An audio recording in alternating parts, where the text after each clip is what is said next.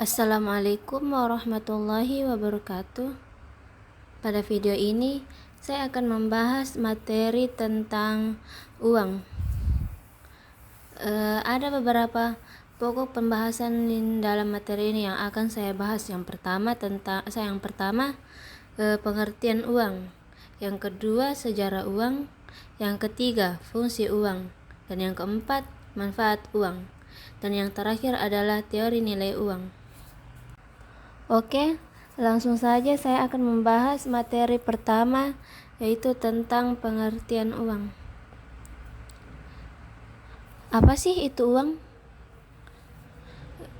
Di sini uang adalah alat tukar yang menjadi sebuah alat ukur untuk kegiatan ekonomi. Singkatnya, uang adalah alat tukar yang sering digunakan oleh masyarakat. Dikutip dari Kamus Besar Bahasa Indonesia, uang adalah alat tukar atau standar pengukur nilai atau kesatuan hitungan yang sah dikeluarkan oleh pemerintah suatu negara berupa kertas, emas, perak, atau logam lain yang dicetak dengan bentuk dan gambar tertentu. Uang adalah alat penting yang tidak bisa dipisahkan dari kehidupan bermasyarakat. Hal ini dikarenakan uang sudah menjadi alat pembayaran untuk membeli barang dan jasa di era modern seperti sekarang. Selanjutnya, tentang sejarah uang. Awal mulanya, masyarakat belum mengenal apa itu uang. Dahulu, masyarakat lebih mengenal sistem barter, yaitu sistem pembayaran dengan cara tukar-menukar barang tanpa melibatkan uang di dalamnya. Seiring berkembangnya zaman, maka sejarah uang dimulai dengan adanya alternatif baru, yaitu logam. Logam dinilai lebih tahan lama, bernilai tinggi, serta mudah dibawa dibandingkan sistem barter. Kemudian, muncullah uang kertas yang dianggap lebih mudah dan efisien dibandingkan uang logam pada masa itu. Di Indonesia, lembaga negara yang berhak mencetak uang adalah Perum Peruri atau Perusahaan Umum Pencetakan Uang Republik Indonesia.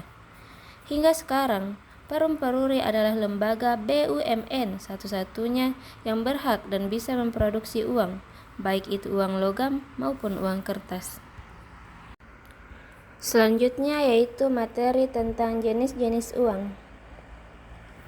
Terdapat beberapa jenis-jenis uang yang saat ini dipakai oleh masyarakat.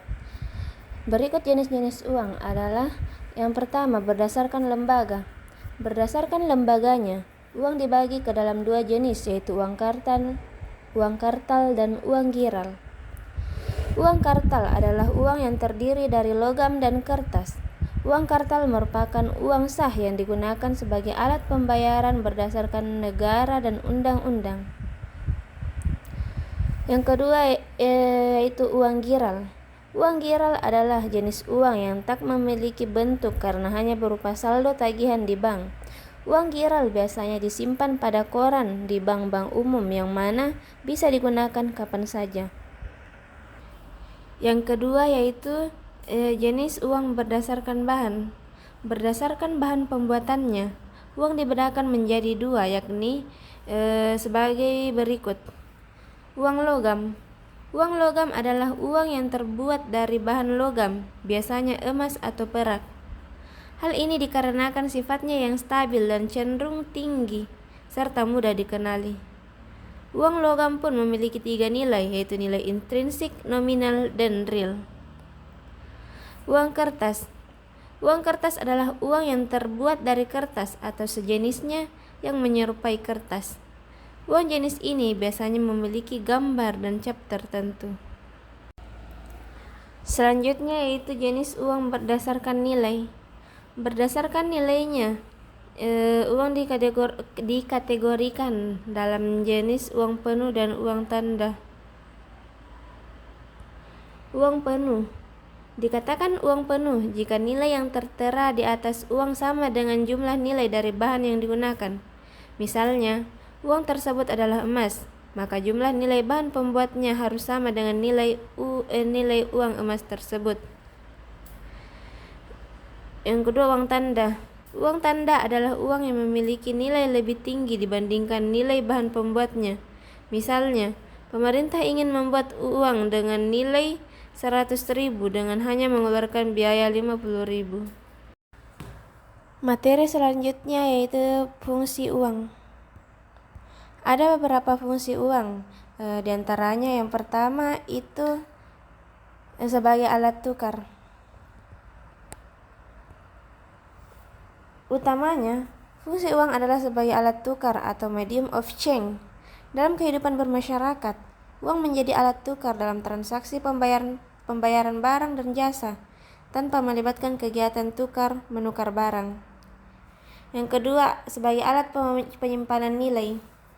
Fungsi uang lainnya yaitu sebagai alat penyimpanan nilai, di mana uang bisa mengalihkan daya beli masa kini ke masa mendatang. Jika seseorang menjual barang dan mendapatkan uang, maka uang tersebut bisa digunakan untuk membeli barang dan jasa di masa yang akan datang. Yang ketiga, sebagai satuan hitung.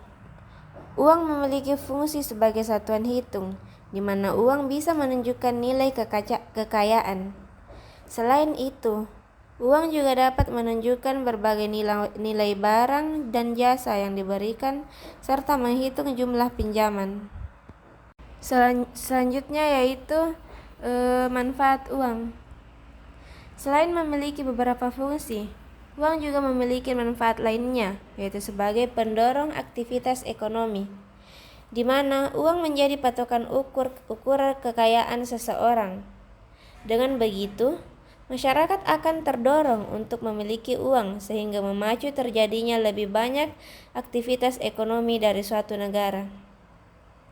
Selain itu, manfaat uang bagi perekonomian negara adalah dapat menciptakan lapangan pekerjaan. Biasanya, orang yang memiliki uang atau modal banyak cenderung akan membuka lapangan pekerjaan. Hal tersebut tentunya juga bisa mendorong perekonomian suatu negara. Selanjutnya yaitu teori nilai uang. Teori uang terdiri atas dua teori, yaitu teori uang statis dan teori uang dinamis. Yang pertama, teori uang statis.